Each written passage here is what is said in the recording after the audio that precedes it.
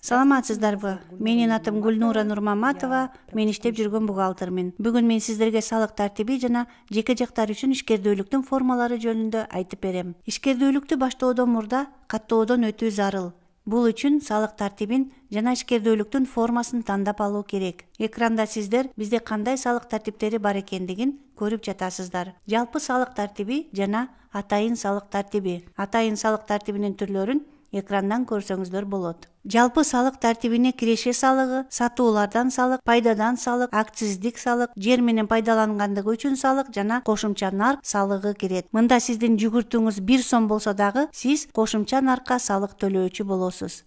Эгер ишкер кошумча наркка салык төлөөчү болгусу келбесе, ал бирдиктүү салыкка өтсө болот. Атайын салык тартибинин түрлөрүн слайдтан көрсөңүздөр болот.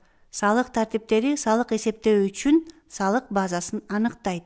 Башкача айтканда, кандай салыктарды төлөйсүздөр жана кандай отчетторду бересиздер, мунун бардыгы сиздин кайсы салык тартибин тандап алганыңызга жараша болот. Жаңы ишкерликти баштагандар үчүн атайын салык тартибин тандоо туура болот. Мисалы, патенттин негизиндеги салык же бирдиктүү салыктын негизинде салык салуунун жөнөкөйлөштүрүлгөн системасы. Патенттин негизиндеги салык боюнча, эгерде сиздин ишмердүүлүгүңүздүн түрү бекитилген тизмеге ылайык келсе жана сиздин жүгүртүүңүз 8 миллион сомдон ашпаса, иштей аласыз. Патенттеги салыктын ставкаларынын бекитилген тизмеси менен салык органдарынын sci.gov сайтынан тапсаңыздар болот. Бирдиктүү салыктын негизинде салык салуунун жөнөкөйлөштүргөн системасы менен эгер сиздин жүгүртүүңүз 30 миллион сомдон ашпаса, иштей аласыз. Бирдиктүү салыкты пайдага алмаштырышат. Сатуулардан салык жана кошумча наркка салык. Бул салык тартиби чакан жана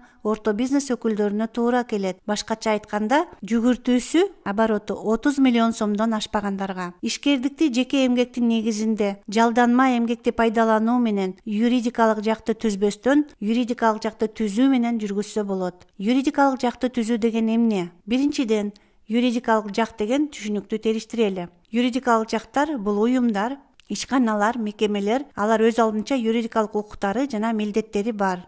Өзлөрүнүн мүлкү бар. Ишкерлер үчүн юридикалык жактардын жайылтылган формаларынын бири бул жоопкерчилиги чектелген коомдор. Бул бир же бир нече жак менен негизделген коом. Алардын үлүштөргө бөлүнгөн уставдык капиталы бар. Жоопкерчилиги чектелген коом юстиция министрлигинен каттоодон өтөт. Өзүнүн уставы жана башка учредительдик документтери болот. ЖЧКда салык эсеби жана бухгалтердик эсеп жүргүзүлүшү керек. Эгер силер жоопкерчилиги чектелген коом катары каттоодон өткүңүздөр келсе, анда сиздер кесипкөй бухгалтерди жалдашыңар керек. Ал сиздин ишмердүүлүгүңүздүн түрү боюнча адистешкен болуп, өз алдынча эсеп жүргүзүшү керек. Жеке жактар үчүн ишкердүүлүктү юридикалык жакты түзбөстөн эле жүргүзсө болот. Жеке жактар деген кимдер? Булар конкреттүү адамдар.